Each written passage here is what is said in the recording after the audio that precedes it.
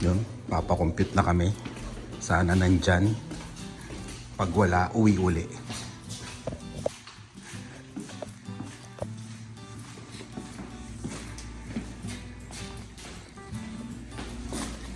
Uy, walang pila sa baba ah. Ang problema, baka sarado na.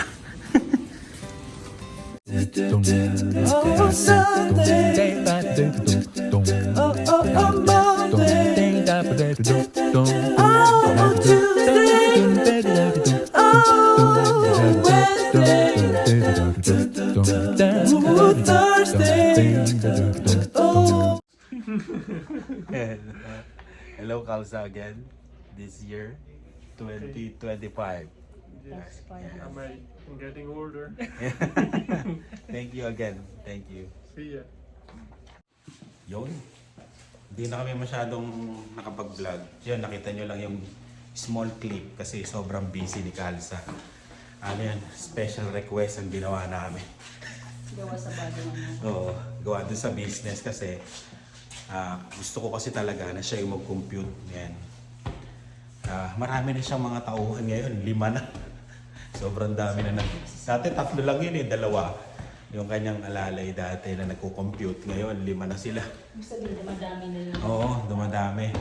Sabi ko nga sa kanya eh, baka next year di ka na namin makita. Ikaw pa rin magko-compute sa amin. Yan. Siya kasi may-ari yan eh. Parang freezing rain, no? Oh, sabi na nga ba, oh. Yun, sa ibang lugar ng Saskatchewan, ang kapal ng snow, grabe. Pero dito sa amin, yan, freezing rain. Pero at least, medyo okay na yan sa akin. Isa yung sobrang kapal na snow. Ayun. Okay naman yung file namin ng tax. Buenas to. Pero bumaba yung ano. Oo. Yan. Hindi na namin masyadong i-discuss kasi lumaki na yung income no? Bumaba na yung nakatanggap na child benefits. Yan. Pero okay pa rin naman.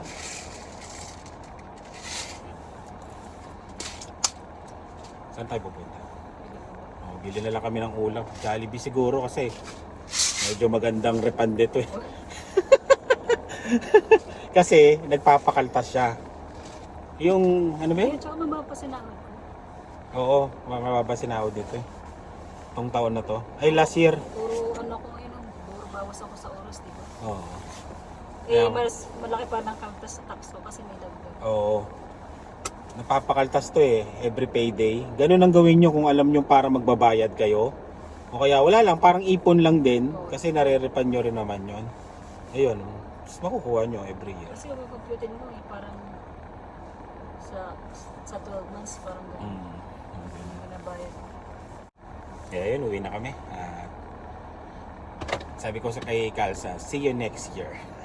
Ibig sabihin nun, kailangan ikaw pa rin mag-compute ng tax namin. Ayun, na-compute niya naman yun sa ano namin, sa bagong business. Yun. Kasi kailangan kompleto dokumento ka. Titignan niya lahat eh. Bubusisiin niya lahat yung mga dokumento. Ayun. Tapos yun, okay na. Uwi na kami. Ay, uwi na kami tuloy. Bili muna kami ng ng hapunan namin. Ayan. Natunaw na rin yung nasa windshield. Ang bilis yun, no? Yan. Dumaan muna kami sa hindi ko na nakuhanan yun. Bumili ako ng Clown Loach. Ewan ko paano pagbigas niyan. Kumakain ng mga snails yan eh. Yan, nahirapan nga manghuli yung yung babae, yung Canadian. Kasi dalawa na lang siya. Pero pricey regular price niya $17 isang isda. Pero dahil member, $15 na lang. Tapos nandito kami kay Jollibee. Dahil maganda ang refund nito. Tara, order na tayo. Nakuha na po. Hindi pa nakuha. Next week. Punta muna tayo kay paring Jollibee. Yun nga. Ano yung order? Tingnan nyo presyo ng Jollibee dito. 4 na yum burger, 21.96. Isang fries, $4.99. Pineapple juice, $3.99. Yung 10 pieces na Chicken Joy, nasaan yun? $38.99. Bali lahat, $77.63. Mahal, di ba? Wala masyadong tao ngayon. Ayan o. Yan ang order ng gano? 70 plus? 77. $77. Sabi yan, oh. Wipes. Oh, kakain na eh. Yun. Uwi na tayo. Bye-bye kumparing Jollibee. Kain tayo. Dito na kami sa bahay. Parang ano, maliliit ngayon ha. Oh. Mas malalaki yata sa Popeyes eh, no? Kain tayo. Tapos may pansit. Kain. Ayan yung pansit oh. Inahalo na sa mga plato. Kain. Yung hindi nag-snow ng marami dito sa amin. Di ba sabi ko magkakaroon ng winter storm? Sa ano, sa ibang part. Sa Saskatoon, sa Port Copel. Yun, doon nagkaroon ng makapal na snow. Pero dito, medyo buenas kami. Hindi nagka-snow. Ito yung dala namin. Ang lumpiang Shanghai. Marami yan. Ako nagprito niyan. Yan si Lian. Iba ang kanyang lakad. Birthday ng... Yung alam niyo yung hinahatid ko. Sinusundo ko pala. Kasama na ni Lian. Yan. Sa school. Birthday ngayon. Doon siya. Kami naman doon sa kabila. Yan. Dito na kami. Magaganda mga bahay dito. Mga bago. Oh. Ito na po kami. Hihi, sa may-ari ng bahay. Yun oh. House tour. Ganda rin ng ref, oh. Hisense. Baka may laman na yan. Wala ng kwarto. Isa lang. Pero ang ganda, no? Ang ganda. Ay. Eh, lalagyan pa daw ng pintuan to pag ano. Ganda yun. Ah, magkano yung access? Magpapalit na ako. Ano? Bakit sa stel ka? Ang bagal, pre. Nawawala, di ba? Oo, nawawala. Nawawala yung ano. O, di ba sabi ko sa'yo? Access never maganda. Magsang ka na siya. 70 lang.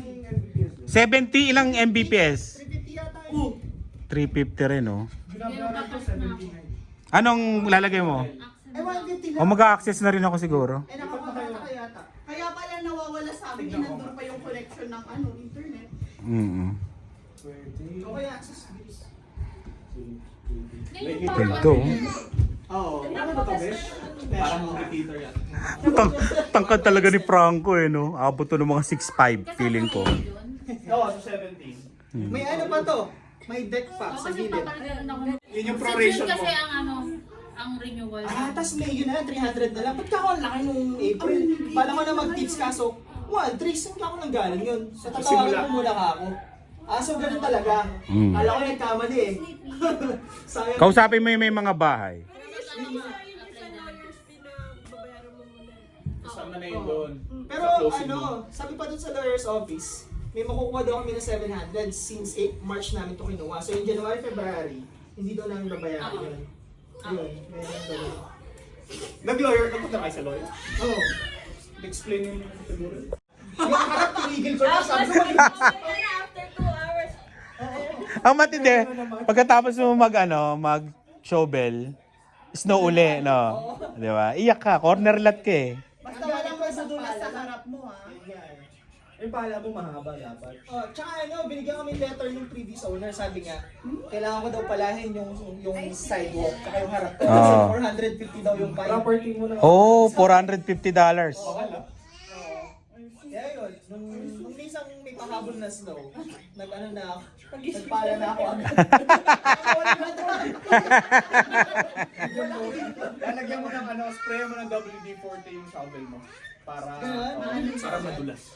Oh, Hydrophobic yung WD-40. galing niya. Sanay na sanay. Spray ako na. Ay, parang ang bigat. Pero ito lang, the WD-40 mo na. Ba't bibili ka? Mag-take out ka na lang. Ang daming pagkain eh. Ay na, uwi na. Oo, uwi na tayo rin. Tara na, uwi na tayo. O, yan o. Ano tayo? Basement tour. Oh, ganda. Meron daw deck to eh. Tingnan natin. Ganda yung deck dyan. Ayun nga no. Pwede ako magtanim ng mga kamatis dito. Oo, dito. Di ba?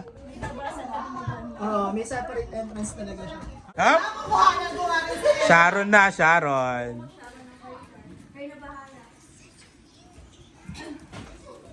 Huli. Dito na lang ako para hindi huli. Hoy. Hoy. Apat lang. 3. Totemo. Ang kapal pa. Anong tawag? Kay Ice, tanong kay Ice. Maganda to. Plastic cover. Plastic cover. Table. Ano? Bili kaming ganyan. Plastic cover. Ito ang ano, nasa na yun? Temo Queen. Yan o, Temo Queen. Matik na yan. Ang daming order. Uy, kala ko Shanghai lang. Sharon. Uy, yun na naman, kanina ka pa kumukuha. Kanina ka pa kumukuha eh.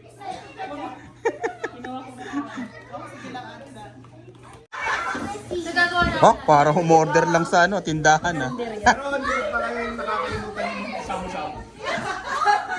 Ikaw ba talaga gumawa ng cake? Ikaw? Siya nga eh, ito nga. Patingin? Hindi ko natikman ah. Kasi puro chicken mix kinain mo. Ayoko niyan, hindi masarap yan. Wow, nakachamba ah. Dapat pala ate pag may bisita ka na lang. Oo. Oo, lagyan. Uwi na. Uy. Thank you. Thank you, thank you. Bye-bye. Bye-bye. Salamat ha.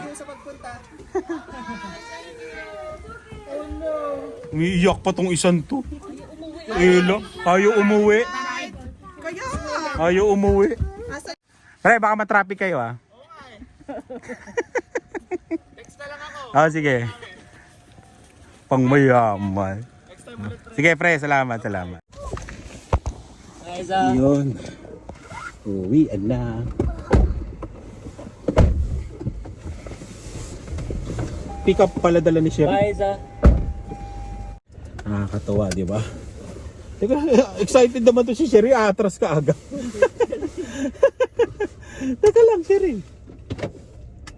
Nakakatawa, di ba? Oh? May bahay na kagad sila. Yun.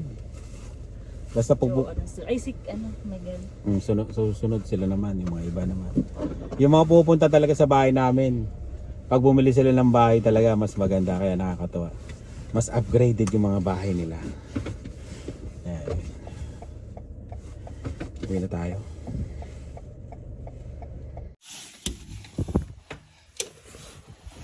Hello?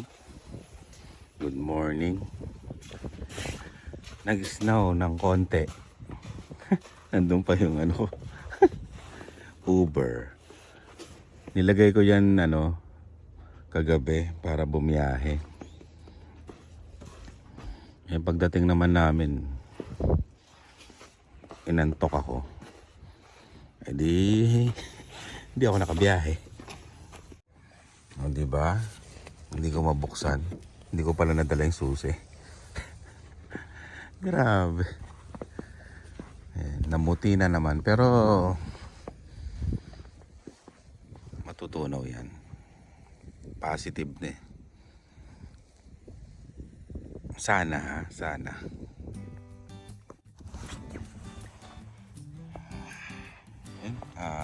Atid ko lang si Lani, tapos babalik tayo sa pagtulog o hindi, mag-e-edit tayo. Kasi maraming nagrereklamo, tagal daw na walang vlog. Ayan, hatid ko muna sila ni edit tayo.